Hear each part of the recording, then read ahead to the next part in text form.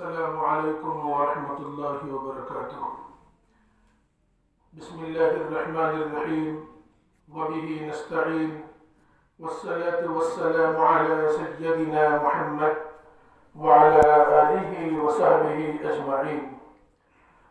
أما بعد فأعوذ بالله من الشيطان الرجيم. بسم الله الرحمن الرحيم. وقرنا في بيوتكن ولا تبرجن تبرج الجاهلية الأولى وأقمنا الصلاة وآتينا الزكاة وأطعنا الله ورسوله صدق الله العظيم. اللهم صل صلاة كاملة وسلم سلاما تاما على سيدنا محمد تنحل به العقد وتنفرج به الكرب وتقضى به الحوائج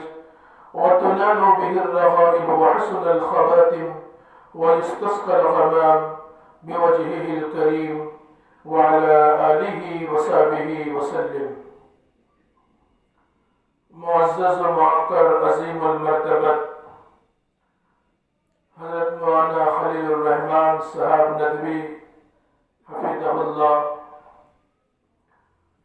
پردہ نشین ماؤں اور بہنوں، آپ بہت دیر سے منتظر تھی اور یہاں آ کر کے جمع ہوئی ہے. اللہ تعالیٰ سے دعا کرتے ہیں کہ اللہ تعالیٰ آپ کے اس جمع ہونے کو قبول فرمائے اور آپ کے اس جذبہ دین کی اللہ تعالیٰ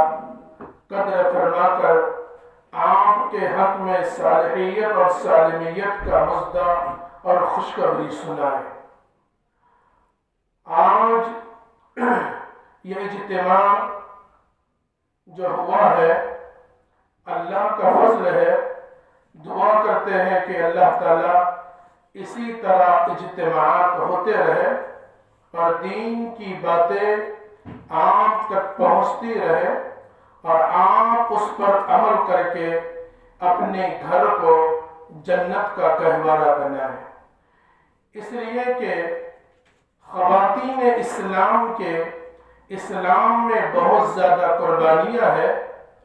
اور خواتین اسلام نے اسلام کی ترقی کے لیے، اس کی ترویج و اشاعت کے لیے، اس کے امتداد کے لیے، اس کے ایکسٹینشن کے لیے اور اس کے پھیلاؤ کے لیے بہت زیادہ قربانیاں دی ہے. مرد حضرات نے جتنی قربانیاں دی، عورتیں بھی اسلام کی ترویج و اشاعت اور اس کے پھیلانے میں برابر کی شریک رہی ہے. یہی وجہ ہے کہ جناب رسول اللہ صلی اللہ علیہ وسلم کے دور میمون میں صحابیات نے نبی علیہ السلام سے یہ سوال کیا تھا اور یہ مسئلہ پوچھا تھا کہ یا رسول اللہ، مردوں کا عالم یہ ہے کہ وہ مسجد میں آ کر کے نماز پڑھتے ہیں،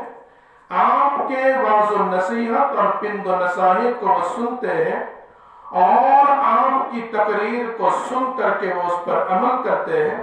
مسجد کے آنے جانے میں ان کو نیکیاں ملتی ہے اور حالت یہ ہے کہ اللہ کی راہ میں نکلنے کے مواقع بھی انہیں میسر ہوتے ہیں. یا رسول اللہ، ہمارا حال یہ ہے کہ وہ اپنی گھروں میں ہوتی ہے. نبی علیہ السلام نے حضرات صحابیات کے اس اشکال اور سوال پر فرمایا کہ تم اپنی گھروں میں بیٹھی رہو، اپنی اولاد کی تربیت کرو، شوہر کے ساز و سامان کی حفاظت کرو، نمازوں کی پابندی کرو، اللہ اور اس کے رسول کے بتائے ہوئے طریقوں کے مطابق زندگی گزارو اور رمضان المبارک کا مہینہ آئے تو اس میں روزوں کو رکھ لیا کرو. اللہ نے صلاحیت دی، طاقت دی، مال و دولت اگر اللہ نے مقدر فرمایا ہے تو اس کی پابندی کے ساتھ زکوٰۃ نکالا کرو. اگر یہی کام تم اپنی گھروں میں بیٹھ کر کے انجام دو گی تو اللہ رب العالمین کے جانب سے تمہیں وہی اجر و ثواب ملے گا جو مردوں کو ملا کرتا ہے. جناب رسول اللہ صلی اللہ علیہ وسلم کے اس بات کو سن کر کے صحابیات پھولے نہیں سمائی اور انہوں نے اپنے گھروں میں بیٹھ کر کے اپنی عزت و ناموس کو محفوظ رکھ کر کے اسلام کی ترویج و اشاعت کی، دین کو پھیلایا، اپنی اولاد کی تربیت کی، نمازوں کی پابندی کی، تہجد کی پابندی کی، اللہ کے سامنے اس وقت اٹھی جب پورا عالم خواب غفلت میں ہوتا ہے، اور اٹھ کر کے انہوں نے اللہ کے سامنے گرم گرم آنسو بہائے اور اسلام کی ترویج و اشاعت کے لیے اور اس کے پھیلانے کے لیے اللہ سے دعائیں کی، اپنے مردوں کو اللہ کی راہ میں نکالا، انہیں ترغیب دی، اور ان کے جا کے آنے تک بالکل اپنے شوہر کے مکانوں کی اور گھروں کی اور عزت و ناموس کی وہ پورے طریقے سے حفاظت کرتی رہی۔ یقین مانیے آپ اگر آگے بڑھیں گے اور جناب رسول اللہ صلی اللہ علیہ وسلم کے بتائے ہوئے طریقوں کے مطابق زندگی گزارو گے تو یقین مانیے اللہ کی رحمتیں اور برکتیں آپ کے ساتھ شامل حال رہیں گی۔ اس لیے لکھا ہے کہ پہلی تربیت گاہ اور پہلی درسگاہ اولاد کے لیے والدین کی گود ہوتی ہے، والدہ کی گود ہوتی ہے۔ جتنی آپ اپنی اولاد کی تربیت کرو گے نمازوں کی پابندی کے ساتھ، ذکر و اذکار کے ساتھ، شریعت مطہرہ پر جمتے ہوئے، اس لیے قرآن مجید میں اللہ نے فرمایا کہ وَقَرْنَ فِي بُيُوتِكُنَّ وَلَا تَبَرُّجْنَ تَبَرُّجَ الْجَاهِلِيَّةِ الْأُولَى۔ یہ حکم دیا گیا دنیا کی تمام عورتوں کو کہ وہ اپنی گھروں میں بیٹھے رہے اور اپنے گھروں میں بیٹھ کر کے شاعر اسلام کی ترویج و اشاعت کرے، ایسا کوئی فعل نہ کرے جو جناب رسول اللہ صلی اللہ علیہ وسلم کی تعلیمات کے خلاف ہو، ایسا کوئی فعل ان سے سرزد نہ ہو جائے کہ جس سے اللہ اور اس کا رسول ناراض ہو جائے۔ یہ گھر میں رہ کر کے کرنے کا حکم اسلام نے دیا ہے۔ آج کل کے حالات سنگین ہے اور سنگین سے سنگین تر بنائے جا رہے ہیں، اور حالت یہ ہے کہ مغربی تہذیب و تمدن کے دلداداؤں کو دیکھ کر کے ہماری ماؤں اور بہنوں کے دل میں یہ احساس جاگ جاتا ہے اور یہ خیال پیدا ہو جاتا ہے کہ مغربی یورپ کی عورتوں کو دیکھا جائے، امریکہ کی عورتوں کو دیکھا جائے، لندن کی عورتوں کو دیکھا جائے، وہ آزادانہ طور پر وہ گھوم رہی ہے اور بالکل اپنے حق کے ساتھ وہ زندگی گزار رہی ہے، کسی کی کوئی پرواہ نہیں ہے۔ میں بڑے ادب کے ساتھ کہتا ہوں ہماری ماؤں اور بہنوں کے دلوں میں بھی یہ احساس جاگ جاتا ہے کہ مغربی تہذیب و تمدن کو اپنانے میں ترقی ہے، مغربی تہذیب و تمدن کو اپنانے میں کامیابی ہے، مغربی تہذیب و تمدن کے روش پہ چلنے میں کامیابی ہے، مغربی تہذیب و تمدن کے طریقے کو اپنانے میں کامیابی ہے۔ لیکن یاد رکھنا میری ماں اور بہنوں، اگر کامیابی ہے تو جناب رسول اللہ صلی اللہ علیہ وسلم کے طریقے میں، اگر کامیابی ہے تو قرآن کے لائے ہوئے تمام کے تمام قوانین میں۔ قرآن ہمارے لیے دستور حیات ہے، منشور حیات ہے۔ قرآن مجید ہمارے لیے صحیح راہ کھولتا ہے، اور قرآن مجید نے ہمیں زندگی گزارنے کے دور و طریقے ہمیں بتائے ہیں۔ یاد رکھنا ہم نے جو اللہ اور اس کے رسول پر ایمان لایا ہے یہ کسی کے کہنے پہ نہیں لایا، کسی کے بولنے پہ نہیں لایا، کسی کے تحریک پہ نہیں لایا، کسی کی بات پہ نہیں لایا، کسی کے بولنے پہ نہیں لایا، بلکہ ہم نے راضی برضا ہو کر بذات خود اس بات کا اظہار کیا ہے کہ ہم اللہ اور اس کے رسول کو ماننے والے ہیں۔ ہم پر کسی نے بوجھ نہیں ڈالا، ہم پر کسی نے زور نہیں دیا، یہ ہم نے خود اللہ اور اس کے رسول کے لائے ہوئے احکامات پر چلنے کا عہد و پیمان ہم نے خود کیا ہے۔ جب اللہ کے فضل سے ہم نے یہ عہد کیا ہے، پھر دنیاوی چیزوں پر ہماری نگاہیں کیوں جاتی ہیں؟ دنیا کو دیکھ کر ہمارے دل میں طمع کیوں آتی ہے؟ دنیا کو دیکھ کر ہمارے دلوں میں لالچ کیوں آتی ہے؟ دنیا کو دیکھ کر دنیا کی تہذیب و تمدن پر چلنے کی ہمارے دل میں نئے نئے ارادے اور نئے نئے عزائم انگڑائیاں کیوں لیتے ہیں؟ جب اسلام پہ چلنے کا اور رسول اللہ کی تعلیمات کو اپنانے کا، آپ کی طرز زندگی پر چلنے کا، آپ کے لیگ اور آپ کے وتیرے اور روش پہ چلنے کا جب ہم نے عہد و پیمان کیا ہے تو میری ماں اور بہنوں، ہم دوسری طرف کیوں نگاہیں ڈالتے ہیں؟ اسلام نے کون سی چیزوں کی کمی ہے؟ اسلام نے کون سی ایسی چیز ہے جس میں ہماری رہنمائی نہیں کی؟ اسلام نے ایسی کون سی چیز ہے جس پر ہماری ترقی کا راز پنہا نہیں ہے؟ اسلام نے ایسی کون سی چیز ہے جس میں ہمارے ارتقاء کا راز مضمر نہیں ہے؟ ہر چیز اللہ رب العالمین نے ہمیں میسر فرمائی ہے۔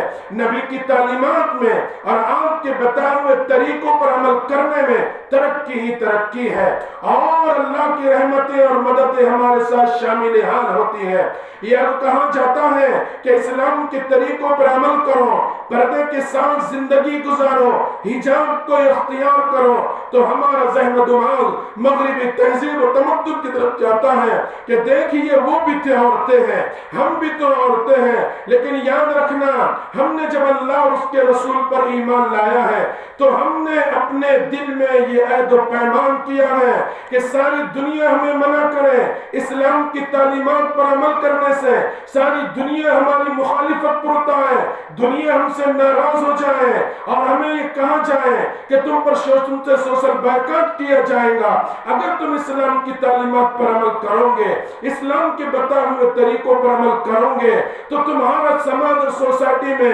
کوئی خیال نہیں رکھا جائے گا، تمہاری کوئی عزت نہیں ہوگی۔ یاد رکھنا، اس طرح کے خیالات ہمارے دل میں لانے کی ضرورت نہیں ہے۔ اللہ رب العالمین نے اسلام میں ترقی رکھی ہے، اس میں عزت رکھی ہے، اس میں برکت رکھی ہے، اس میں اللہ کی رحمتوں اور برکتوں کا نزول ہوتا ہے۔ ہمارا ذہن اس طرف جاتا ہے کہ دنیا ترقی کر رہی ہے اور دنیا تعلیمات کی طرف بڑھ رہی ہے، ہمیں بھی ہماری ماں اور بہنوں کے دل میں بھی یہ احساس جاگ جاتا ہے کہ ہم بھی پڑھیں گے، آگے بڑھیں گے، دنیاوی علوم و فنون کو سیکھیں گے۔ دنیاوی علوم و فنون کو سیکھنا یہ کوئی برائی نہیں ہے، یہ کوئی اسلام اس سے منع نہیں کرتا، لیکن شریعت کے دائرے میں رہ کر کے جو سیکھنے کی تعلیم اسلام نے دی ہے، اگر اس کے مطابق ہم علوم و فنون کو سیکھیں گے جو دنیاوی علوم و فنون ہے، تو اسلام اس کے سیکھنے سے منع نہیں کرتا۔ آج میری ماں اور بہنیں جن کو اللہ نے عقل سلیم دی ہے، فطرت سلیم عطا فرمائی ہے، جن کو اللہ رب العالمین نے ذوق دیا ہے دین کا، جن کے دلوں میں جذبہ ایمان ہے اور جن کا ایمان بالکل ٹھاٹے مارتے ہوئے سمندر کی طرح اب ان کے دلوں میں موجود ہے، ایسے آپ تو یہ جانتی ہیں کہ کالجوں میں کیا کچھ نہیں ہو رہا ہے اور بے راہ روی، بدچلنی اور بدنگی کی راہ پر چلایا جا رہا ہے۔ اگر ہماری اولادیں اور ہماری بچیاں بالکل باصلاحیت ہے، باکردار ہے، بااخلاق ہے، نمازوں کی پابند ہے، شریعت مطہرہ کی پابند ہے، وہ دین پر جمنے اور جمانے والی ہیں، ان کے دل میں ایمان مضبوطی کے ساتھ جمع ہوا ہے، وہ شریعت مطہرہ پر کاربند ہے، لیکن اس کے باوجود اگر وہ جاتی ہیں اور کالج کی راہ اختیار کرتی ہیں تو ہماری بچی صالحیت اور سالمیت کے باوجود جو اطراف و اکناف میں جو لوگ ہوتے ہیں وہ اس کو تانے دیتے ہیں، اس کو طنز دیتے ہیں کہ ہاں کیا تمہارا یہ اسلام ہے جس نے تم کو حجاب پہننے پر مجبور کیا، جس نے تمہارے حجاب پہننے کی وجہ سے تمہیں سانس لینے میں دشواری ہوتی ہے، تمہیں قید و بند کی صحبتیں برداشت کرنا پڑتی ہیں، اور تمہیں آزادی کے باوجود، تم باہر نکلنے کے باوجود تمہارا حال یہ ہوتا ہے کہ تم دیکھ نہیں سکتی، تم بول نہیں سکتی، آزادی کے ساتھ جی نہیں سکتی، اسی حجاب کے اور اسی برقعے کے اندر تم چلتی ہو، یہ تمہیں مجبور کیا جاتا ہے، تم پر ظلم کیا جاتا ہے، تم پر زیادتی کی جاتی ہے، تمہارے والدین تم پر زیادتی کر رہے ہیں، تمہارے والدین تم پر ظلم کر رہے ہیں، اس طرح کے طنز اور تانے دیے جاتے ہیں۔ بیچاری لڑکی صالح ہوتی ہے، وہ سمجھدار ہوتی ہے، وہ ہوش مند ہوتی ہے، لیکن تانے سن سن کے اور تانوں کی بوچھاریں برداشت نہیں کر پاتی۔ ایک دن یہ ہوتا ہے کہ اس کا اسکارف نکل جاتا ہے، دوسرا وقت یہ ہوتا ہے کہ وہ برقع نکالنے پر مجبور ہو جاتی ہے۔ اس طرح کے معاملات ہوتے چلے جا رہے ہیں۔ مثال اس طرح ہو رہی ہے اور مثال یہ دی جاتی ہے، ایک آدمی ہے جسے شاعر بننے کا، ایک نواب کو شاعر بننے کا بڑا شوق تھا، یہ شاعر کی شکل اختیار کرنے کا بڑا شوق تھا۔ ہمارا حال سماج میں ایسا ہوتا جا رہا ہے، ایک نواب تھے، انہوں نے بلایا کاریگر کو، فنکاروں کو، اور کہا کہ میرے چہرے کو شعر کا چہرہ بنا دو، میری پوری باڈی کو شعر کی طرح بنا دو۔ جب ان فنکاروں نے اور کاریگروں نے جب اس کو بنانا شروع کیا اور ان پر تصویر نکالنا شروع کی تو سوئی کی چبن نواب صاحب ذرا نازک تھے، برداشت نہیں کر سکے۔ انہوں نے کہا کہ بھائی یہ برداشت نہیں ہوتا، اس لیے اگر چہرہ نہیں بنائیں گے تو کوئی بات نہیں ہے کہ شعر بغیر چہرے کا نہیں دکھائی دیتا، میرے ہاتھ بناؤ، میرے پیر بناؤ، میرے جسم کو بناؤ۔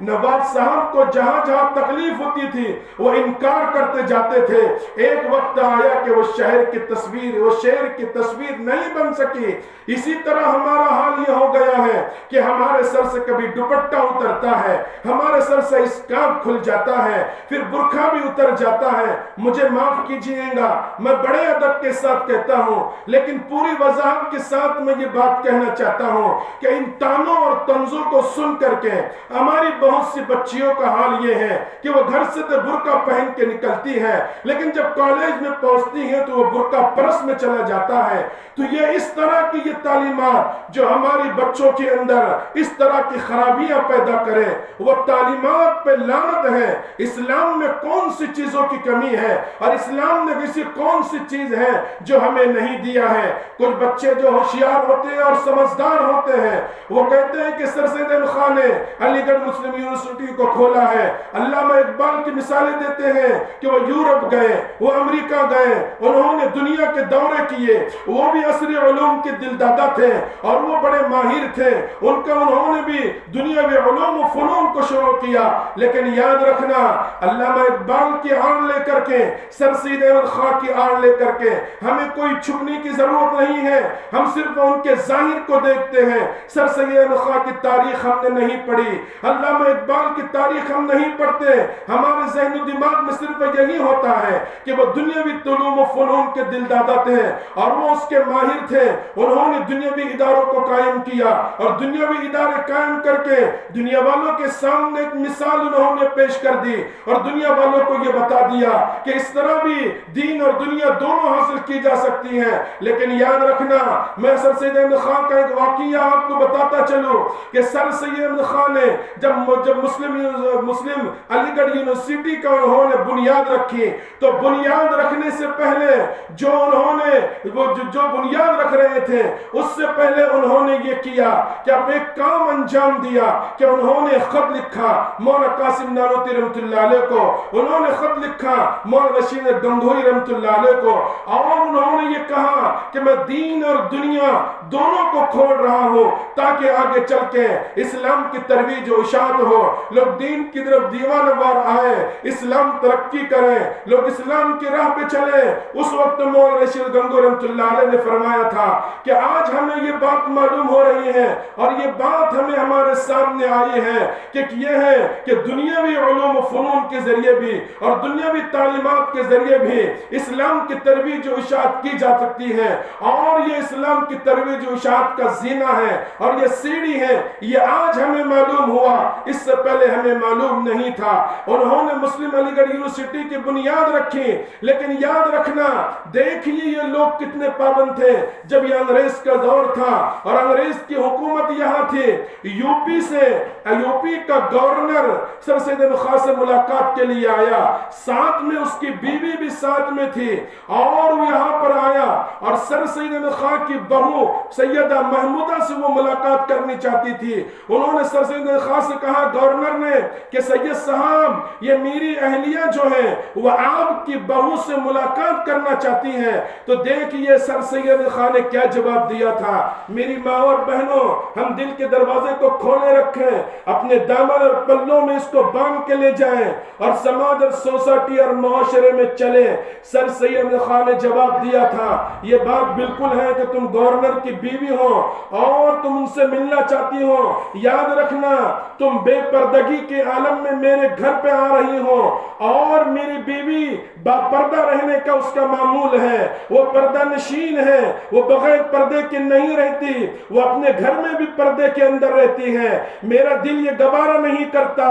کہ میں تمہیں اجازت دوں کہ بے پردہ عورت با پردہ عورت سے ملے، میں اس کو بھی پسند نہیں کرتا۔ یہ سر سید خان کا کہنا تھا۔ انہوں نے حالانکہ اس وقت انگریز کی چپراسی کی بات کو توڑ دینا بھی مصیبتوں کو دعوت دینا تھا، لیکن سر سید خان نے اسلام کی نشر و اشاعت کے لیے، اپنے گھر کی عورتوں کی عفت و ناموس کے لیے اور ان کے پردے کو محفوظ رکھنے کے لیے اور ان کو با پردہ رہنے کے لیے وقت کی گورنر کی بات کو ٹھکرا دیا اور اس کا احساس نہیں کیا کہ اس کی بات کو ٹھکرانے کی وجہ سے مجھ پر کیا مصیبتیں آئیں گی، مجھ پر کیا پریشانیاں آئیں گی، مجھ پر کیا حیرانیاں آئیں گی، مجھے مصیبتوں کا سامنا کرنا پڑے گا، علی گڑھ یونیورسٹی پر پریشانیاں آئیں گی، یہ لوگ کوئی نئے اصول و قوانین داغیں گے۔ انہوں نے کوئی پرواہ نہیں کی اور دو ٹوک وقت کے گورنر سے کہہ دیا تمہاری بیوی بے پردہ ہے، میری بہو با پردہ ہے، اس سے ملنے کی میں اجازت نہیں دے سکتا۔ یہ خیالات تھے ان کے کہ کیسے وہ اسلام پہ جمے ہوئے تھے۔ علامہ اقبال رحمت اللہ علیہ امریکہ تشریف لے گئے اور وہاں پر جانے کے بعد اس لیے کہ لوگ ان لوگوں کو اپنے آئیڈیل بنا کر کے اور ان لوگوں کی مثالیں دے کر کے ایک نئی راہ نکالتے ہیں اور اسلام کی تعلیمات سے دور ہونے کے طریقے ڈھونڈتے ہیں، اس لیے میں آپ کو انہی لوگوں کی مثال دے کر سمجھا رہا ہوں۔ علامہ اقبال رحمت اللہ علیہ وہ امریکہ گئے، ان کی حالت یہ تھی، وہاں پر ان کو مدعو کیا گیا، آپ کے وہاں پر مقالے پڑھے گئے، اشعار پڑھے گئے، آپ کی تقریرات ہوئی، آپ نے وہاں پر اشعار پڑھے اور وہاں پر لوگوں نے بڑے عزت و اکرام کے ساتھ پیش آئے۔ ایک جگہ علامہ اقبال کو مدعو کیا گیا اور کہا کہ یہاں پر تمام عورتیں ہیں اور ان عورتوں کے ساتھ آپ کو بھی اپنی اہلیہ کے ساتھ اس گھر پر دعوت میں آنا ہے۔ علامہ اقبال نے تنے تنہا نکلنے کے لیے اپنے آپ کو تنے تنہا نکالا اور یہ محسوس کیا کہ میں اپنی بیوی کو گھر میں رکھوں گا، میں تنے تنہا اس دعوت میں جاؤں گا، جبکہ جتنے بھی وہاں مفکرین آئے ہوئے تھے، جتنے بھی بڑے بڑے لوگ آئے تھے، جتنے بھی فلسفی آئے تھے، جتنے بھی ادیب لوگ آئے تھے، ان تمام کے تمام لوگوں کو اپنی عورتوں اور بیویوں کے ساتھ مدعو کیا گیا تھا، دعوت پہ بلایا گیا تھا۔ تمام لوگ اپنے اہل خانہ کے ساتھ تشریف لائے، علامہ اقبال اپنی بیوی کے ساتھ نہیں آئے۔ جن صاحب نے دعوت دی تھی، میزبان صاحب نے کہا کہ علامہ آپ اکیلے تنہا تشریف لائے، آپ نے اپنی بیوی کو نہیں لے کر آیا۔ تو علامہ اقبال نے جو جواب دیا وہ یہ، انہوں نے کہا کہ میری بیوی با پردہ ہے، وہ پردے میں رہنے کو پسند کرتی ہے، وہ کسی کو دیکھنا پسند نہیں فرماتی، اس لیے میں نے ان کو نہیں لے کر آیا۔ اور آپ کے ساتھ جو لوگ آئے ہیں وہ اس میں کچھ لوگ ایسے بھی ہیں کہ جو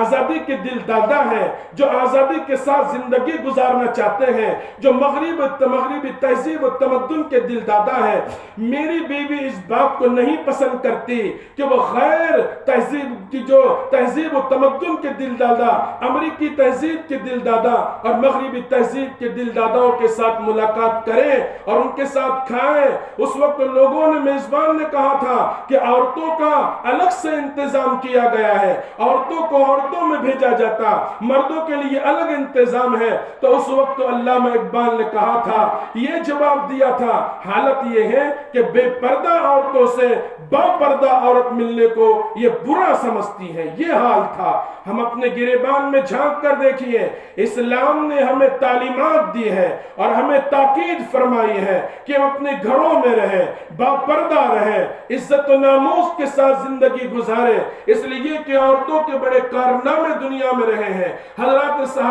صحابیات نے کیسی قربانی دی اسلام کی ترویج و اشاعت کے لیے، وہ اللہ کی راہ میں نکلنے کے لیے اپنے مردوں کو اشعار سے وہ اشعار اشعار کے ذریعے وہ ابھارا کرتے تھے، ان میں جذبہ دین کو پیدا کیا کرتے تھے تاکہ ان کے اندر بھی جذبہ دین پیدا ہو جائے اور وہ بھی اللہ کی راہ میں نکلے۔ کیسی قربانیاں وہ دیا کرتی تھی اور کیا قربانیاں عورتوں کی تھی، انہوں نے اسلام کی تمام تعلیمات کو اپنے دل میں جگاتی تھی۔ حدیث پاک میں آتا ہے، حضرت ام سلمہ رضی اللہ عنہ خود بیان کرتی ہے، وہ کہتی ہیں کہ ایک مرتبہ میں اور حضرت میمونہ رضی اللہ عنہ ہم ایک جگہ تشریف رکھتے تھے، نبی علیہ السلام بھی وہاں تشریف رکھتے تھے، ہم بیٹھے ہوئے تھے کہ اچانک سامنے سے عبداللہ ابن ام مکتوم جو نابینا صحابی رسول ہے رضی اللہ تشریف لائے، تو ہم بیٹھے رہے۔ نبی علیہ السلام نے کہا ہم سے کہ آپ اندر چلے جاؤ،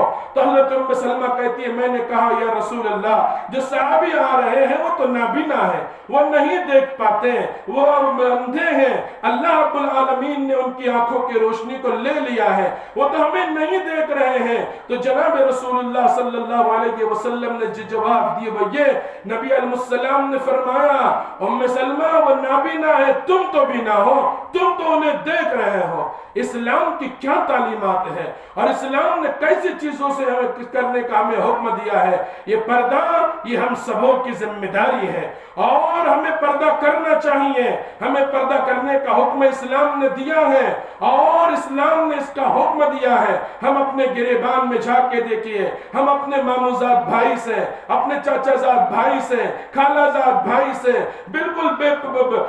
پرواہ ہو کر ان سے ملاقات کرتے ہیں۔ شریعت ان تمام چیزوں سے ہمیں منع کرتا ہے اور صرف ہم اپنے سگے بھائی سے، اپنے باپ سے، اپنے شوہر سے، انہی لوگوں سے ہم ملاقات کر سکتے ہیں، اس کے علاوہ اور کسی سے نہیں ملاقات کر سکتے ہیں۔ خالو سے کر سکتے ہیں، چچا سے کر سکتے ہیں، لیکن دوسرے لوگوں سے اگر ہم بات کریں اس انداز سے بات کریں کہ ہماری آواز ذرا سخت ہو، کہیں ایسا نہ ہو ہم کسی مرد سے بات کر رہے ہو۔ ہاں یہ بات ہے کہ حکم دیا گیا کہ عورتیں اگر کوئی مسئلہ پوچھیں، اگر کوئی سوال پوچھیں تو یہ حکم دیا گیا کہ وہ پردے کے پیچھے سے پوچھیں۔ وَإِذَا قرآن مجید نے ہماری رہنمائی کی وَإِذَا سَأَلْتُمُوهُنَّ مَتَاعًا فَاسْأَلُوهُنَّ مِنْ وَرَائِ حِجَابٍ کہ اے صحابیات اور اے مسلمان عورتوں، اگر تمہیں نبی سے اور اپنے وقت کے پڑھے لکھے لوگوں اور علماء سے تمہیں مسئلہ پوچھنا ہے تو تم پردے کے پیچھے سے پوچھ سکتی ہو۔ پردے سے پیچھے سے پوچھنے میں تمہاری کوئی حرج نہیں ہے۔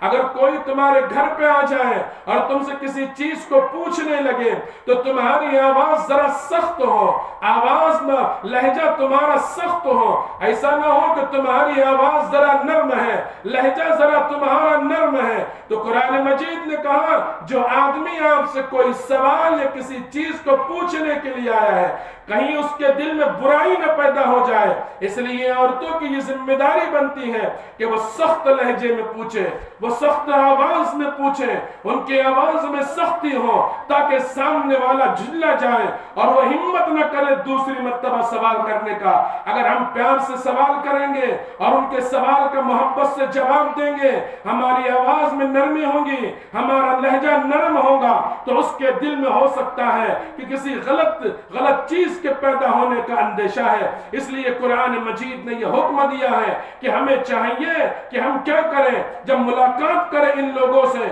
جو غیر محرم ہیں، جو غیر محرم لوگ ہیں، ان سے ذرا سخت انداز میں بات کرنے کا حکم دیا گیا ہے۔ یہ تمام احکامات ہمیں بتاتے ہیں کہ عورتوں کو اپنے گھروں میں رہتے ہوئے دین کی ترویج ارشاد کرنے کا حکم دیا گیا ہے، وہ بالکل اس انداز سے اپنے آپ کو بالکل پردہ پوش رکھیں، اپنے آپ کو حجاب میں رکھیں اور حجاب میں رہ کر کے وہ زندگی گزارے۔ یہ حکم قرآن مجید میں اللہ رب العالمین نے دیا ہے۔ کہا کہ وَقَرْنَا فِي بُيُوتِكُنَّ وَلَا تَبَرُّجْنَا تَبَرُّجَ الْجَاهِلِيَّةِ الْأُولَى کہ اپنی گھروں میں رہے، غیر طریقے کو اور جاہلوں کا طرز نہ اختیار کرے، امیوں کے طرز کو نہ اختیار کرے، ان پڑھوں کے طریقے پہ نہ چلے اور وہ جاہلانہ طریقوں کو اختیار کرنے والوں کی روش کو نہ اختیار کریں، بلکہ اپنی گھروں میں بیٹھی رہیں اور گھروں میں بیٹھ کر کیا کام کریں؟ قرآن مجید نے کہا کہ وَأَقِمْنَ الصَّلَاةَ، وہ نماز کو قائم کریں۔ نماز ہر مرد عورت پر فرض کی گئی ہے، جو بالغ ہے، شریعت کی مکلف ہے، ان پر نماز فرض کی گئی ہے۔ میں بڑے ادب کے ساتھ کہتا ہوں، کتنی ہماری مائیں اور بہنیں ہیں جو نماز نہیں پڑھتی اور نمازیں پڑھنے میں دشواری ہوتی ہے، انہیں الجھن محسوس ہوتی ہے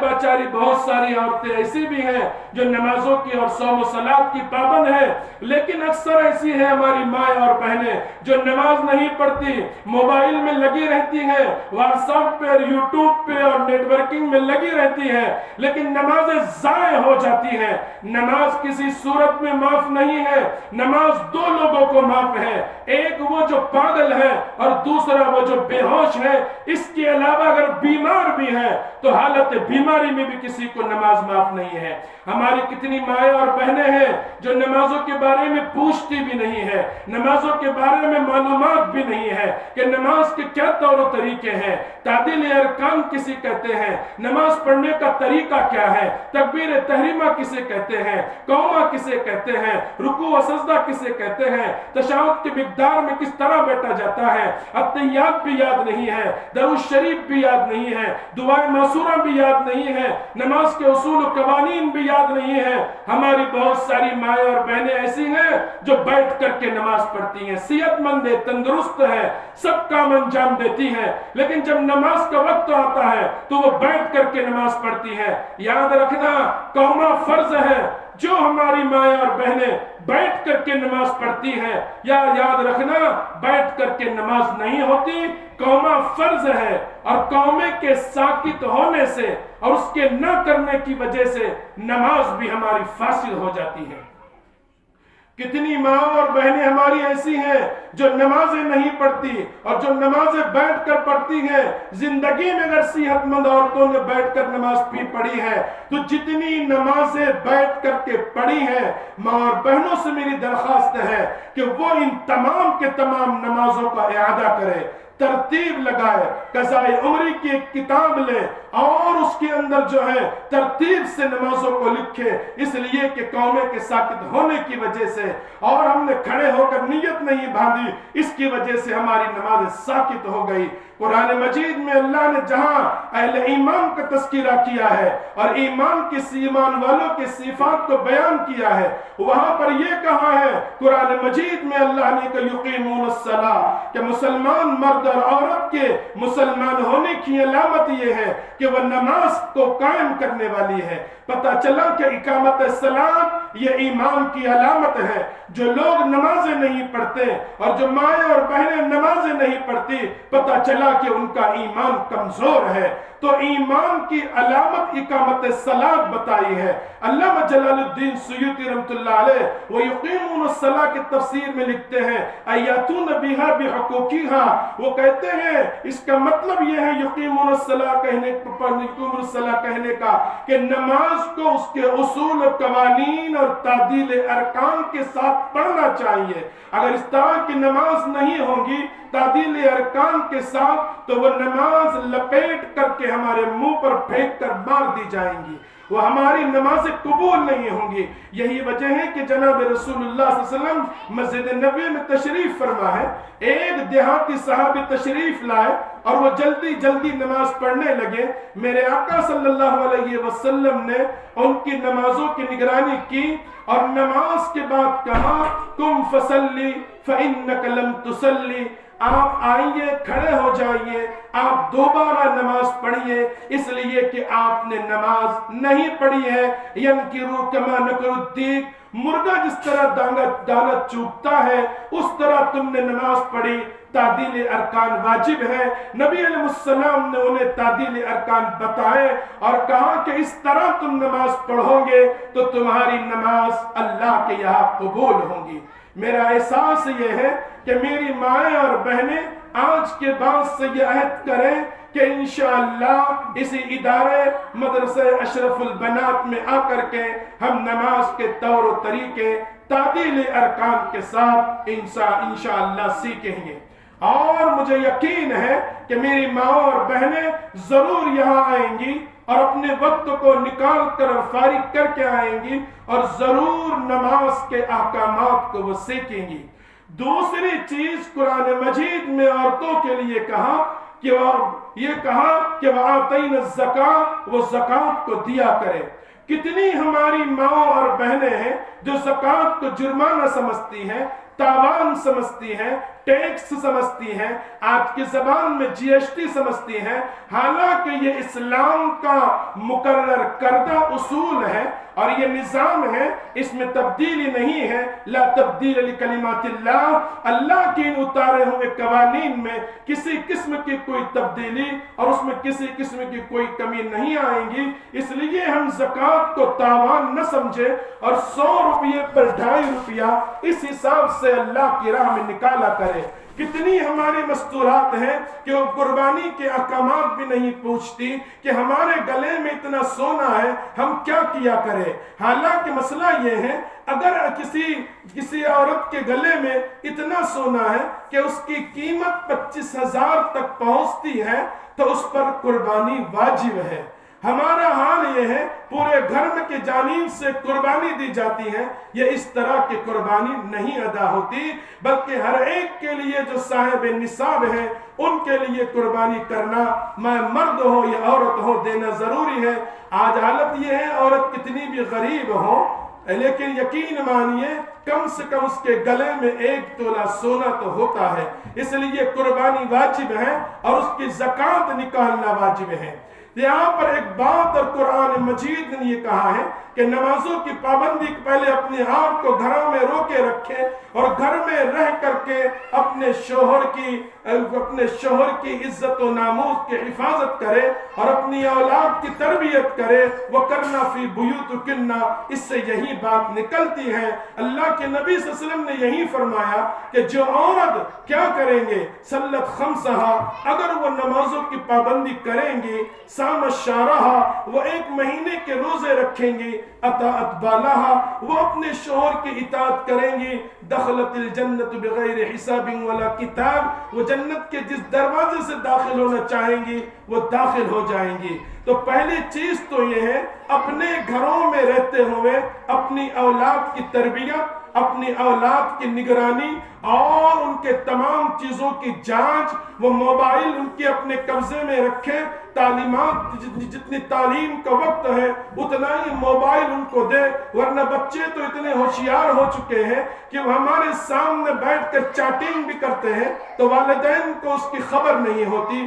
اس لیے والدین کی یہ ذمہ داری ہوتی ہے کہ وہ اپنی بچیوں پر اس طرح کا خیال رکھیں۔ کچھ بچے ایسے ہوتے ہیں کہ چادر اوڑھ کر کے والدین بیچارے خواب غفلت میں ہوتے ہیں، رات کو سو جاتے ہیں تھک جانے کی وجہ سے، اور اولاد ہے کہ رات میں موبائل میں چیٹنگ کرتے ہیں اور تصویریں دیکھتے ہیں، غلط تصویریں دیکھتے ہیں اور غلط تصویریں دیکھ کر کے ان کے دل میں غلط دائیں پیدا ہوتے ہیں۔ اس لیے والدین کی یہ ذمہ داری بھی ہوتی ہے کہ وہ اپنے اولاد پر پوری توجہ دیں، پورا خیال رکھیں، کب جا رہے ہیں، کب آ رہے ہیں، کیا انداز ہے جانے کا، کیا انداز ہے، طریقہ ہے آنے کا۔ ان تمام چیزوں پر گہری اور کڑی نظر رکھنے کی ضرورت ہے۔ مجھے معاف کیجئے گا، میری تقریر طبعیان کو بے چین کرتی ہے، سبق کیا ہے وہی کہتا ہوں جو دل پر گزرتی ہیں، حالات سامنے آتے رہتے ہیں۔ بہت ساری بچیاں ایسی ہیں کہ جو تہجد گزار ہوتی ہیں، لیکن ان کی تہجد اللہ اور اس کے رسول کو راضی کرنے کے لیے نہیں ہوتی۔ مجھے معاف کیجئے گا، ذرا سخت جملے ہیں، نسل جو نشتر مارتا وہ دشمن نہیں ہوتا، ڈاکٹر جو آپریشن کرتا ہے وہ ہلاک کرنے کے لیے نہیں کرتا، وہ صحت کے لیے کرتا ہے۔ تو علماء جو آپ لوگوں کی رہنمائی کرتے ہیں اور بڑے لوگ آپ لوگوں کو سمجھاتے ہیں، اس کا مطلب یہ نہیں ہوتا کہ وہ آپ لوگوں کے دشمن ہوتے ہیں۔ ہوتا یہ ہے حالات بڑے عجیب و غریب ہیں، حالات اس طرح ہے کہ بچیاں بالکل سامنے رہتی ہیں اور ہمارے سامنے رہ کر کے وہ تماشے چیٹنگ کرتی ہیں اور موبائل پہ میسیجز بھیجتے رہتی ہیں، ہمیں خبر نہیں ہوتی ہے تہجد بھی پڑھتی ہیں تو اپنے محبوب کو حاصل کرنے کے لیے اور اپنے محبوب کو لینے کے لیے اس طرح تہجد پڑھتی ہیں۔ کہیں ایسی بچیاں ہیں جو تہجد پڑھتی رہیں، والدین خوش فہمی میں مبتلا رہے، لیکن والدین کو یہ بعد میں معلوم ہوا کہ وہ تہجد پڑھتی تھی تو اس لیے پڑھتی تھی تاکہ اس کے زندگی کا ساتھی اسے مل جائے اور اس کو اس کا شریک حیات میسر ہو جائے۔ یہ اسلامی طریقے پر لینا کوئی حرج کی بات نہیں ہے،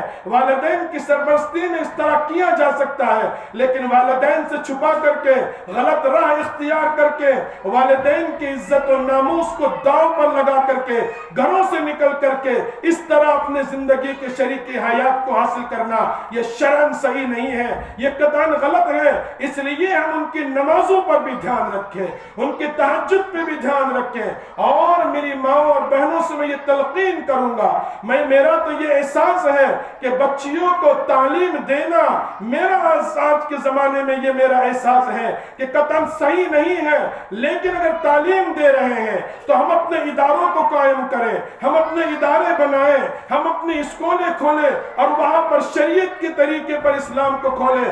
اسلام کے طریقے پر وہاں پر قوانین اور اصول کو بنائیں، نظام تعلیم اسلام کے مطابق رکھیں، اور شوق سے اپنی بچیوں کو پڑھنے کے لیے بھیجو۔ اور بھی کہاں تک پڑھانا ہے، پڑھانے سے کوئی انکار نہیں کیا جا سکتا ہے۔ میں تو کہتا ہوں یہ کالج نہیں، یہ فالج ہے۔ اسی کو اکبر الہ آبادی نے کہا تھا جب فرعون نے 90 لاکھ بچوں کو قتل کیا تو اس وقت وہ قتل بچوں کے قاتل کے نام سے وہ دنیا میں پہچانا گیا۔ اسی کو اکبر الہ آبادی نے کہا تھا وہ قتل کے بچوں سے یوں بدنام نہ ہوتا، افسوس کہ فرعون کو کالج کی نہ سوچی، اگر وہ اس وقت کالج کھلوا دیتا تو یقین مانیے پوری دنیا اس کی رہ کر ہو جاتی، لیکن فرعون نے 90 لاکھ بچوں کو قتل کرا کر کے قیامت تک کے اپنے اوپر قاتل کا داغ لے کر کے وہ دنیا سے گیا ہے، اور اللہ نے اس کی لاش کو دنیا کے لیے عبرت کے طور پر رکھا ہے۔ اور اللہ نے قرآن میں کہا تھا چونکہ وہ ظالم تھا، اس نے ظلم کیا تھا، اور ظالم کو اللہ رب العالمین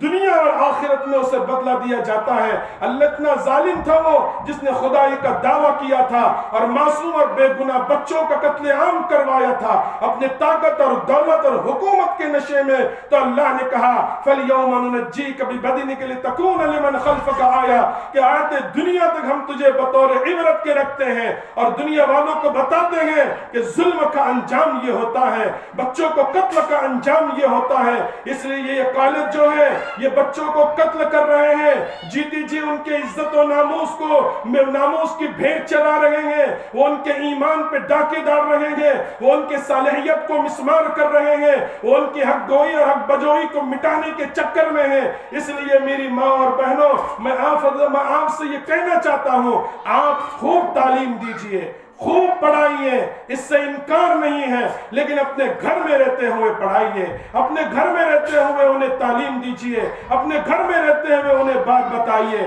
تو دو چیزیں قرآن نے بیان کی، پہلی تو یہ بیان کی کہ اپنے گھروں میں رہیں، دوسری بات یہ بیان کی کہ نمازوں کی پابندی کریں، تیسری بات یہ بیان کی کہ زکوٰۃ دیتے رہیں، اور چوتھی بات یہ ہے کہ اللہ اور اس کے رسول کی اطاعت کریں۔ اب اللہ اور اس کے رسول کی اطاعت کا کیا مطلب ہے؟ مطلب یہ ہے کہ جو چیزیں قرآن میں ہیں اس پر عمل کیا جائے، جو چیزیں اللہ کے نبی نے بتائے اس پر عمل کیا جائے۔ اگر ان چیزوں کے مطابق زندگی گزریں گی تو ہماری زندگی کامیاب ہے، لیکن اس سے ہٹ کر کے گزریں گی تو ہماری زندگی کامیاب نہیں ہے۔ حضرات صحابہ نے کیسے اپنے گھروں کی اور عزت و ناموس کی کیسے حفاظت انہوں نے فرمائی۔ ایک صحابی رسول کا واقعہ ہے کہ وہ جنگ سے واپس آ رہے ہیں، اللہ کی راہ سے واپس آ رہے ہیں، اور ان کا حال یہ تھا، انہوں نے دیکھا کہ ان کی بیوی دروازے پہ کھڑی ہے، تیر ان کے پاس تھا، انہوں نے سوچا کہ میں تیر ان کی طرف ماروں کہ میری بیوی کیوں دروازے میں کھڑی ہے۔ کیسے ان کی غیرت ایمانی تھی کہ وہ اپنی بیویوں کو دروازوں میں کھڑے رہنا بھی گوارا نہیں کرتے تھے۔ وہ بیوی نے اشارہ کیا کہ تم مجھ پر تیر مت چلاؤ، پہلے گھر میں آ کر کے دیکھو کہ کیا ہے۔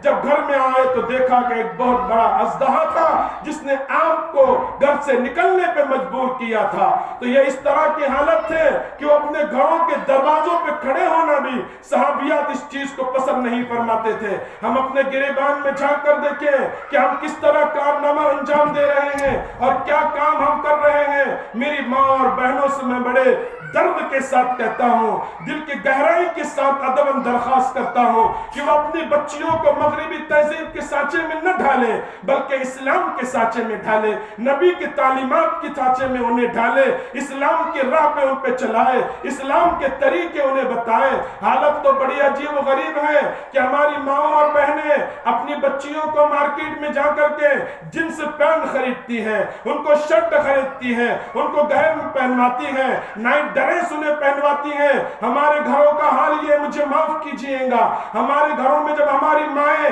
کھانا بناتی ہیں تو ان کا دوپٹہ کھوٹی پہ ہوتا ہے، ان کا سر کھلا ہوتا ہے، وہ بے وضو ہوتی ہیں، ان کے سامنے اسکرین ہوتی ہے، وہ اسکرین کے اندر کارٹون دیکھتی ہیں، کبھی دنیاوی فلمیں دیکھتی ہیں، کبھی دنیاوی تمام شو وہ دیکھتی ہیں۔ مجھے یقین مانیے، مجھے کہنے دیجیے یہ بات، جب ہماری مائیں اور بہنیں گھر میں ہمارے کھانا پکائیں گی، وہ بے وضو ہوں گی، اس کا سر کھلا ہوگا، اس کے زبان پہ گانے ہوں گے، سنگیت ہوگا، میوزک ہوگا، آنکھوں کے سامنے اسکرین ہوں گی، تو پکانے میں کیسی برکت آئیں گی، کھانے میں کیسی برکت آئیں گی، ان کے پکانے میں کیسی برکتوں کا نزول ہوگا۔ ایک ہماری مائیں اور بہنیں تھی کہ وہ جب پکایا کرتی تھی وہ باوضو ہوتی تھی، وہ اپنے بچوں کو باوضو دودھ پلاتی تھی، وہ باوضو آٹا گوندتی تھی، ان کے گھر میں بھی رہنے کے باوجود ان کا بال نہیں دکھتا تھا، اور وہ جب کھانا پکاتی تھی، وہ آٹا گوندتی تھی، وہ سالن بناتی تھی، تو ان کے منہ پہ اللہ کی یاد ہوتی تھی،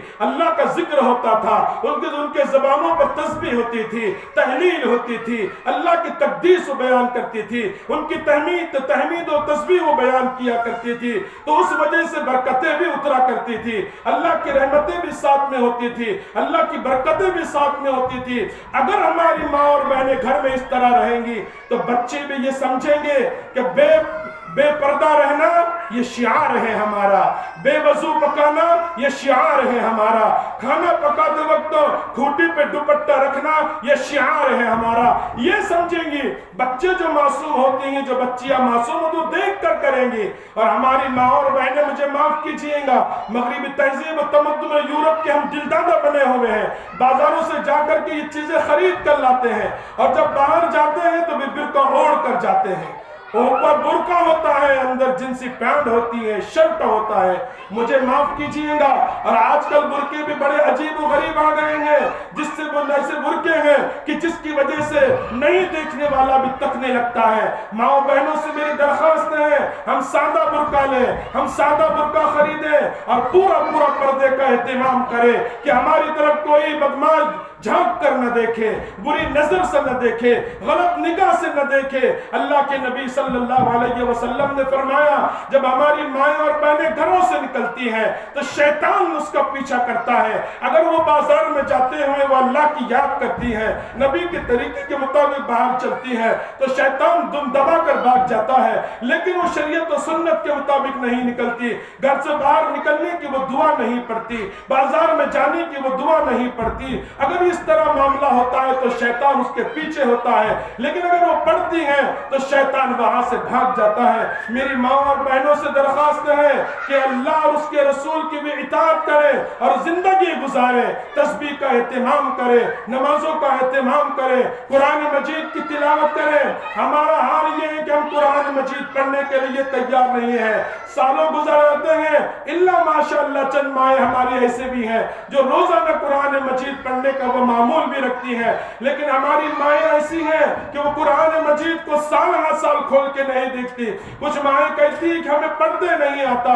میرے پاس کچھ مائیں آیا کرتی ہیں، ان سے اگر کہا جائے کہ آپ یہ قرآن کی آیت پڑھے، کہتے ہیں کہ ہم تو تو عربی پڑھنا نہیں جانتے، ہم کہاں سے پڑھے، ہمیں کچھ نہیں آتا۔ تو میں ان کو سمجھاتا ہوں دنیاوی اعتبار سے، آپ ڈاکٹر کے پاس جاتی ہو، ڈاکٹر انگریزی میں لکھ کر دیتا ہے، آپ وہ یہاں وہاں پر یہ نہیں کہتی کہ ڈاکٹر صاحب مجھے انگریزی نہیں آتی اس لیے مجھے آپ دوا نہ دیجئے، بلکہ آپ کیا ہے پوچھتے ہیں ڈاکٹر سے، میڈیکل والے سے نشاندہی کرواتی ہیں، لکھ کر کے لیتی ہے اور کھاتی ہیں۔ تو اسی طرح میری ماں اور بہنیں عربی کو سیکھیں، قرآن مجید کی تلاوت کریں۔ دیکھیے جو اللہ کی نبی صلی اللہ علیہ وسلم کی لخت جگروں نے اور صحابیات نے کیسا قرآن مجید پڑھا۔ شاب ابی طالب میں 3 سال قید کر دیا گیا، تمام صحابہ اور صحابیات یہاں پر قید ہیں، ان سے سوشل بائیکاٹ کر دیا گیا، ان کا کھانا اور پینا بند کر دیا گیا، ان کو اناج اور غلہ دینا بند کر دیا گیا، ان کو پانی لانا بند کر دیا گیا۔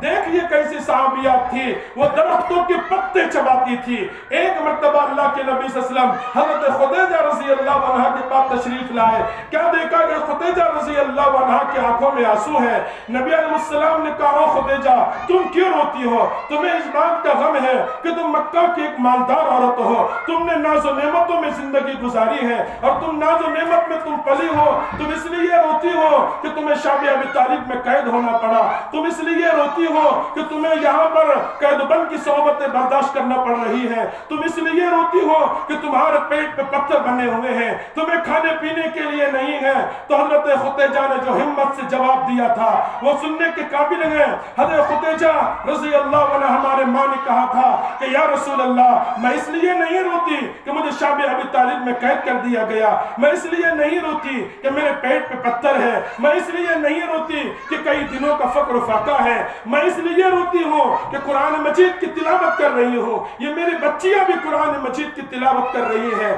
وہ بھوک کی شدت کی وجہ سے تاب نہیں لا رہی ہے، وہ بار بار گر جاتی ہے، وہ بے ہوش ہوتی ہے، وہ ہوش میں آتی ہے، پھر قرآن مجید پڑھتی ہے، پھر کش کھا کر گر جاتی ہے۔ یا رسول اللہ یہ کش کھا کر گرتی ہے۔ نبی علیہ السلام کے آنکھوں میں آنسو تھے اور میرے آقا صلی اللہ علیہ وسلم نے کہا تھا کہ او میری بیٹیا، نبی علیہ السلام گئے درختوں کے پتوں کو توڑ کر لایا، اپنے لختی جگر اور نور نظروں سے کہا تم ان کو چباؤ اور اپنے پیٹ کو سہارا دو، یاد رکھنا تم یہ پتے چباؤ اور قرآن مجید کی تلاوت کرو اور قرآن مجید کو پڑھو، کل قیامت کے دن اللہ کے سامنے تم اسی طرح سرخ رو ہوں گے اور تمہیں اسی حالت میں اللہ کے دربار میں پیش کیا جائے گا۔ میری ماں اور بہنوں، اللہ کی نبی کی بیٹیاں اور آپ کی صحابیات اور ازواج مطہرات ہماری مائیں پیٹ پہ پتھر باندھ باندھ کر مہینوں کا فاقہ کر کے وہ قرآن مجید کی تلاوت کو نہیں چھوڑتی تھی، اور ہمارا حال یہ ہے کہ ہم نعمتوں میں رہ کر کے، ناز و نخرے کی زندگی گزار کر کے،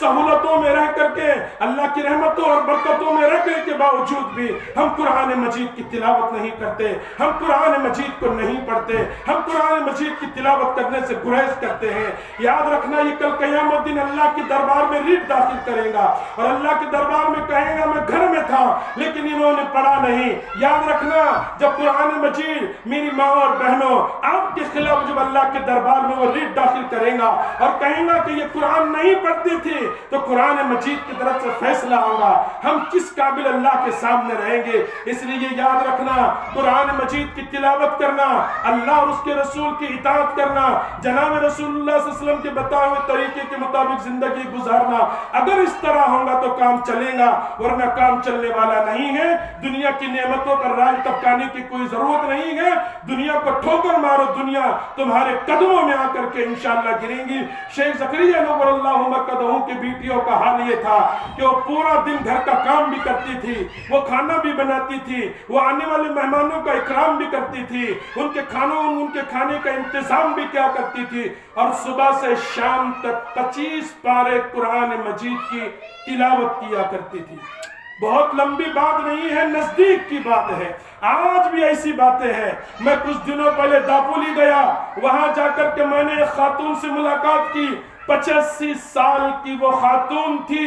اور بالکل اپنے بستر پر وہ لگی ہوئی تھی. انہوں نے مجھ سے بیان کیا, میں جب جا کر کے ملاقات کیا تو وہ قرآن مجید کی تلاوت کر رہی تھی. میں نے کہا اماں جان, خالہ جان, بڑے خوش نصیب ہے آپ کی, اللہ نے آپ کو اس عمر میں قرآن مجید پڑھنے کا موقع میسر فرمایا. میں نے کہا تم کتنے پارے پڑھتی ہو؟ تو اس خاتون نے مجھے جواب دیا, آج بھی وہ داپولی میں حیات ہے اور زندہ ہے. وہ 85 سال کی عمر کے دور سے گزر رہی ہے, تسبیح ہاتھ میں ہوتی ہے, نمازوں کی وہ پابند ہے اور آج بھی ان کے روزے نہیں چھوٹتے. نوجوان لڑکیاں روزے کو چھوڑ دیتی ہیں. 85 سال کی عورت ایک روزہ بھی اس لاک ڈاؤن کے زمانے میں بھی ان کا ایک بھی روزہ 85 سال کی عمر میں قضا نہیں ہوا. میں نے کہا تم دن میں کتنے پارے پڑھتی ہو؟ تو اس خاتون نے جواب دیا, میں صبح سے لے کر شام تک 15 پارے ختم کر دیتی ہوں.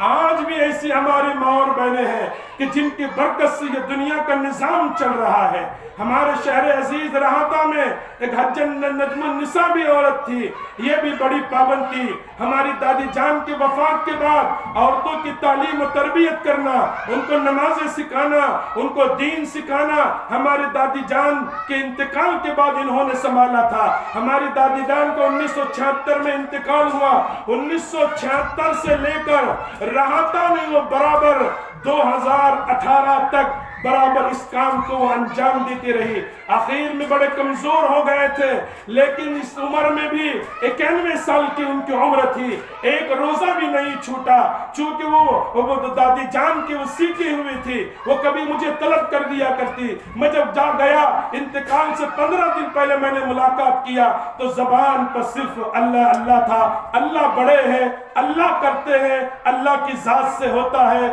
رسول سچے ہیں. صرف یہ جملہ میں آدھا گھنٹہ بیٹھا رہا, آدھا گھنٹہ صرف یہی تسبیح وہ کرتے رہے. ایسی بھی نیک خاتون ہیں کہ جن کی برکت سے اللہ دنیا کا نظام چلاتا ہے. میری ماں اور بہنوں, اگر آپ سمجھ جائیں گے, اللہ اور اس کے رسول کی اطاعت کریں گے, شریعت کے مطابق زندگی گزاریں گے, رسول اللہ کی تعلیمات کے مطابق زندگی گزاریں گے, نبی کے دین مطابق طریقے پر زندگی گزاریں گے, یہ دنیا ہی ہمارے لیے جنت کا گہوارہ بن جائے گا. اللہ کی رحمتیں اور برکتیں اتریں گی, ہماری اولاد ہوتی وہ فرما بردار ہوں گی, وہ خدمت گزار ہوں گی, وہ نیکوکار ہوں گی, وہ عبادت گزار ہوں گی, وہ صوم و صلات کی پابند ہوں گی, وہ ہماری خدمت کرنے والی بنیں گی, وہ ہماری بات کے آگے نہیں جائیں گی. آج اولاد اس لیے نافرمان ہوتی ہے, مجھے معاف کیجئے گا, اس لیے کہ ہم اللہ اور اس کے رسول کے مطابق بتائے ہوئے طریقے کے مطابق زندگی نہیں گزارتے ہیں, اور نبی علیہ السلام کی سیرت طیبہ ہمارے زندگی میں نہیں ہے. جب بے دینی آتی ہے تو بے دینی آنے کی وجہ سے نافرمانیاں بڑھتی ہیں, آپس میں نا اتفاقیاں ہوتی ہیں, جھگڑے ہوتے ہیں, گھر میں امن و سکون کو چھین لیا جاتا ہے, ہمہ ہمی کا دور ہو جاتا ہے, ہنگامہ آرائیاں ہوتی ہیں. یہ اس وجہ سے ہوتا ہے کہ رسول اللہ صلی اللہ علیہ وسلم کی سیرت سے ہٹ کر زندگی گزرتی ہے. اگر رسول اللہ صلی اللہ علیہ وسلم کی سیرت کے مطابق زندگی گزریں گی تو انشاءاللہ یہ نوبت نہیں آئیں گی. میں میری ماں اور بہنوں سے یہی تلقین کرتا ہوں, صحبت یار زندہ باشد. پھر کبھی زندگی رہی تو حضرات صحابیات کے واقعات کی روشنی میں آپ حضرات کو آپ کو بتایا جائے گا کہ کس طرح ہم زندگی گزارے, انہوں نے بھی کس طرح زندگی گزاری, ہم نے بھی کس طرح زندگی گزاری. انبیاء علیہ السلام کے مقدس ترین جماعت جو 1,24,000 سے بھی متجاوز ہے, یہ تو اندازاً تخمینہ ہے 1,24,000 کا, یہ دنیا میں تشریف لائے, یہ آسمان سے نہیں آئے. یہ میری ماں اور بہنوں آپ ہی کے وطن مبارک سے وہ پیدا ہوئے ہیں اور آپ ہی کے وطن مبارک سے آئے ہیں. حضرت صحابہ جیسے مقدس ترین لوگ آپ ہی کی گوشت سے نکلے ہیں. صحابہ ہیں, تابعین ہیں, تبع تابعین ہیں, بزرگان دین ہیں, حضرت اجمیری ہیں, حضرت پیران پیر دستگیر ہیں, حضرت زکریا باولک رحمت اللہ علیہ ہیں, حضرت صابر کلیری ہیں, قطب الدین بختیاری کاکی ہیں, شاہ ولی اللہ محدث دہلوی رحمت اللہ علیہ ہیں, شاہ عبدالعزیز ہیں, شاہ اسحاق ہیں, اور اسی طرح شیخ رشید احمد گنگوئی رحمت اللہ علیہ ہیں, مولانا زکریا رحمت اللہ علیہ ہیں, حضرت مولانا الیاس صاحب رحمت اللہ, جتنے اکابرین ہیں, نام کس کا لیا جائے, یہ سب آپ ہی کے گوشت سے پیدا ہوئے اور یہ آپ ہی کا کردار تھا اور آپ ہی کی سچائی, حق گوئی, حق بجوئی, امانت داری, دیانت داری, دین پہ جماؤ، شریعت پہ جماؤ، سنت پہ جماؤ ہی کا نتیجہ تھا کہ اللہ نے ایسے لوگ آپ کے بطن مبارک سے پیدا فرمایا۔ آپ جب تک شریعت و سنت پہ جمی رہیں گی، دنیا ایسے جیالے دیکھتی رہیں گی، اور اگر آپ اس راہ سے ہٹ جائیں گے، اس وتیرے سے اتر جائیں گے، اس طریقے پہ نہیں چلیں گے، تو دنیا ایسے جیالوں کو دیکھنے سے ترسیں گی۔ لیکن آپ اگر شریعت و سنت پہ آ جاؤں گی تو یقین مانیے انشاءاللہ مرد حضرات میں ایسے ایسے جیالے پیدا ہوں گے جو دین و ملت کے لیے، شریعت و سنت کے لیے اور جناب رسول اللہ صلی اللہ علیہ وسلم کے دین کے احیاء، اس کے ترویج و اشاعت اور اس کے پھیلانے کے لیے ایسے پیدا ہوں گے کہ دنیا اس کو یاد رکھیں گی، دنیا اس کو یاد رکھیں گی۔ واقعات کے روشنی میں بتاتا، ورنہ وقت بہت زیادہ ہو رہا ہے اور میں بھی بڑی تاخیر سے پہنچا، راستے کی خرابی اور کام کی مصروفیت کی وجہ سے، لیکن میں آپ حضرات سے کہوں گا، آپ بہت دیر سے بیٹھی ہوئی ہیں، یہی کافی ہے کہ آپ اپنے گھروں میں بیٹھے رہیں اور گھروں میں بیٹھ کر کے شریعت و سنت کے مطابق زندگی گزاریں، اپنی اولاد کی تربیت کریں، ان پہ کڑی نگرانی رکھیں، اپنے شوہروں کو اللہ کی راہ اور دین کی نشر و اشاعت کے لیے فارغ کرائیے، آپ ان کا ساتھ دیجئے، ان کا سپورٹ کیجئے، گھر میں رہ کر کے نمازوں کی پابندی کیجئے، زکوٰۃ کو ادا کیجئے اور اللہ اور اس کے رسول کے بتائے ہوئے طریقے کے مطابق زندگی گزاریے۔ یہ بے ربط و ضبط جملے ہیں، اللہ تعالیٰ آپ کو اور ہم کو بھی اس پر عمل کرنے کی توفیق عطا فرمائے۔ یہاں پر مدرسہ اشرف البنات کے اندر حضرت مولانا عبدالرؤوف صاحب کے نگرانی میں، مولانا خلیل الرحمن صاحب ندوی کی نگرانی میں اور دوسرے یہاں بہت سارے علماء ہیں، ہمارے محترم الطاف بھائی اور ان کے ساتھیوں نے آپ کے تعلیم و تربیت اور دینی فکر کر کے آپ لوگوں کو اکٹھا کیا ہے۔ اللہ تعالیٰ ان کے اس قربانیوں کو قبول فرمائے، ان کے عمروں میں برکت عطا فرمائے، ان کے زندگیوں میں برکت عطا فرمائے، ان کو صحت و سلامتی کے ساتھ رکھے۔ اللہ ان کے لیے خوشحالی، خوشبختی، صحت مندی، فارغ البالی اللہ تعالیٰ ان کے مقدر فرمائے اور ان نوجوانوں کی خدمات کو قبول فرمائے، اور اللہ اس فیض کو جو مکن نگر کے اس علاقے اشرف البنات میں ہو رہا ہے، اللہ تعالیٰ اس فیض کو سارے عالم میں پہنچائے، 7 بر اعظموں میں پہنچائے۔ اور آپ میری ماں اور بہنوں کھڑی ہو گئی نمازوں کی پابندی کے لیے اور شریعت و سنت پہ چلنے کے لیے۔ میرا احساس یہ ہے آپ یہ عزائم کریں اور ارادے کریں کہ ہم کھڑی رہیں گی، آپ کھڑی ہو گئی، انشاءاللہ پورا نظام ملک اور نظام عالم کا کھڑا ہو جائے گا۔ آپ سنبھل گئی، پورا نظام عالم سنبھل جائے گا۔ اللہ تعالی ہم سبوں کو یہ بے ربط و ضبط جملے کہے گئے ہیں، اس پر عمل کرنے کی توفیق عطا فرمائے، زندہ رکھے، اسلام پہ زندہ رکھے، اور موت آئے تو ایمان پر ہمارا خاتمہ ہو۔ ربنا تقبل منا انك انت السميع العليم وتب علينا انك انت التواب الرحيم۔ سبحان ربك رب العزة عما يصفون وسلام على المرسلين والحمد لله رب العالمين۔ جزاكم الله خيرا۔